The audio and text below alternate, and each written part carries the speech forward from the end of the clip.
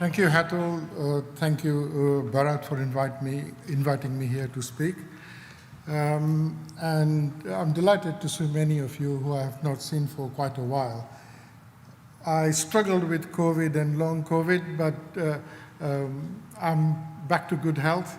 And so, again, I know some of you have been trying to contact me, but pleasure to see you all here again. So my new role is outside pharmacy, nothing to do with pharmacy, but it is important, I feel, that I share some of my insights about the work that I'm doing that might benefit you. So health inequalities is a serious topic as far as ICBs are concerned and as far as the government is concerned. They have established an inequalities unit which is quite powerful and well-resourced. My regret is that our profession, pharmacy, does not have a research and development unit that could develop services for the future. Perhaps that is something our leaders would look at. So what is an ICB? How many people here know what an ICB is? Can you put your hands up, please? Yeah. A little bit worrying. How many people here know what population health management is? Yeah. So I think I'm bringing something new, and I will try and stick to time. But it is really important that we recognize that within the NHS, there is a new way of working. This is really important. And ICBs are designed as local structures, and their job is to enhance coordination between various partners and collaboration across all the different local players. So one of the committees that I chair, we have representatives from hospital, from community services, primary care, and social care. And we meet on a monthly basis to look at where there are issues to be resolved, perhaps what can be done to improve the services. And in some ways it is about long-term planning, but we also deal with some here and now issues. And by primary care, it is also meant that community pharmacists will be part of it. However, at the present time, although the responsibilities have been delegated to the ICBs, there is not much activity at a local level. So that is something that needs, in my opinion, to go up. So healthcare. What has changed in the last few years? Strategically, some really important change has taken place, and we need to recognize that as serious players in primary care. So what has changed is that there used to be a medical model where you fell ill, you saw a healthcare professional, and then there was prescription, and there were efforts made to help you with surgery or prescribing. What has now happened is there is a social model of health. So it's not healthcare, it is health. It is how to add years to life and life to years. Reflect on that. It should be a CPD point for everybody. How do you as a pharmacist add years to life and life to years? That is my job. I look at it all the time. So it is dependent on something called wider determinants of health. How many people here have heard of wider determinants of health? If you haven't, it doesn't matter. How many people? A few people. That's good. Now, I will cover that in a minute. And there is also a shift in government thinking and local level from treatments to prevention. And this is significant change, and there's an investment being made to make sure that that happens. And then social conscience is important, and I know we don't often talk about social conscience in pharmacy, but we do it anyway because we deliver prescriptions for the elderly at home, all that kind of stuff. But now the NHS is really focused on it, and the inequalities unit of the NHS is driving change at a local level. So since Bharat asked me to speak, I thought I'll just review quickly where community pharmacy is. Well, Janet has said we're going to, in due course, get a new CPCF. And that is really important, because when we are thinking about a new contract with going to be for a new 5 years, we got to go to them with some ideas about what we can offer. But I immediately calmed down a bit because I remember what happened during and before last CPCF. I think our conduct has to be professional and helpful to the Department of Health and the NHS. I know with Janet, we are going to see that. It is no good lobbing grenades and hoping that others will succumb to our will. There will be people within profession who will want you to make things difficult for the government. Whether the government is going to be in place or not, we really need to be engaged with the officials. And I am confident that Janet, with help from NPA, is doing just that. The second thing I want to talk about is government's declared priorities. Do we understand what the government is trying to do, and are we aligned to that, or are we going to bang on about, I want more money for dispensing?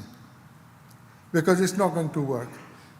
Dispensing since 1969 has decreased in value, and I'm talking about prescription fee when adjusted for inflation. And then it's about understanding government's intentions. They've made it very clear. Local commissioning is going to be really important. So banging on about centralized commissioning of services is not going to work. It might work for a little while, but please, try and understand why the government is deciding on local commissioning. In a minute, I'll explain. But there is a difference between commissioning and contracting. How many people here know the difference between commissioning and contracting? It is key to your success, and it is important that you understand it. Before, you could apply for a contract, you put your hand up, yes, I'm a pharmacist, and you get a contract. Now it is called needs-based commissioning, which means a lot of data is taken into consideration before a commissioning decision is made. So there is something about population health management which looks at data. Now the NHS is more data-driven than ever before, but in 2 years' time, I think it is going to be in a really good place, because a lot of work is being done, and I chair some of that work. So to remain relevant to the NHS, what do we need to do? The first thing is, please understand the government's intentions. Because if you want your customer, your main customer, to understand what you are offering, they have to have some relevance to their needs. So what are the government's stated needs in terms of health and healthcare? We need to understand that. The second thing is health and well-being. So it's not just healthcare, it is about health and well-being, but not only for 45-year-old white males. It is for the whole community. And I think the strength of community pharmacy is being located in community, but we need to have better understanding of needs of the local communities. And where can you find that out? I'll cover that in a minute. So local priorities, data, and commissioning is really, really key. And then everything depends on personal relationships. In the past, I was able to call for help because I knew people by their first names, and I was able to talk to them, whether they were GPs or commissioners. This is really, we must invest in relationships in order to move forward. So then, let's look at intentions of the government as far as community pharmacy is concerned. And I'm not going to go into much detail, but the first thing they have made it very clear is that they want to expand the role of community pharmacists and they want to use the teams, but it is about beyond dispensing prescriptions. We really need to focus on that. What does beyond dispensing prescriptions mean? In terms of my workload, in terms of staff training, in terms of CPD, all that matters. And then, second really important thing is integration with the NHS. We have worked in silos, doctors, pharmacists, nurses, whatever it is. It is no longer acceptable because it is not patient-centric. And so the work that I do is about how to bring all the different players together so that Mrs. Jones, 65 years old, has fallen down, what would happen to her treatment and things like that. And then funding and reimbursement. I'll zip up as far as pharmacy is concerned. It is not an area I'm up to date with and it would not be appropriate for me to comment on it. But one thing I would say is that how many people here know what the NHS budget is each year? 160 to 165 billion. What is the pharmacy budget? 2.5 billion? Yeah. So it's a tiny amount considered to them. Now, the government has said that each year they will transfer 1% of the budget to prevention agenda. So that is 1.6 billion pounds each year. Over a 5-year period, something like 8 billion pounds would be transferred. This is additional money, remember, to existing public health budgets. So it is at least 3 times more than the pharmacy budget. So what I'm saying in commercial terms is simple. There is a market that is going to have customers and that is going to have money, and pharmacy, I don't believe, is ready to seize the opportunity.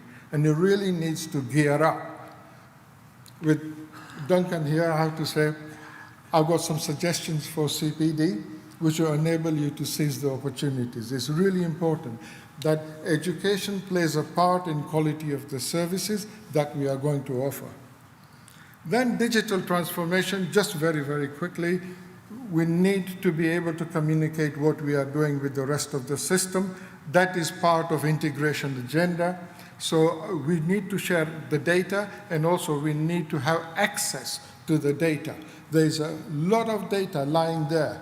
So imagine if there's a diabetic patient and you look at the records and you say, right, number 59, the results are going up, I need to intervene. And you could ring up somebody and say, hey, number 59, you wouldn't say that, but you know what I mean. Your diabetic readings are going up. Would you come and see me? I want to speak to you about that. So that proactive approach with the technology is possible. Now I'll speed up a bit. So this is what I do. This is my role. Apart from high quality care, I look at equity and fairness, patient-centered care, preventative health care, and public health. And I think pharmacy is playing a part, but it could really do more, and I think there are real opportunities for us. But we require a different mindset, and that is person-centered care is going to be key to a lot of decisions that are being made in the system. So, yes, okay. You see, fairness and equity. So these are the 4 key areas: fairness and equity, patient-centered care, preventative health care, and public health. I'm sorry they're all condensed. I thought I'd change them. Okay.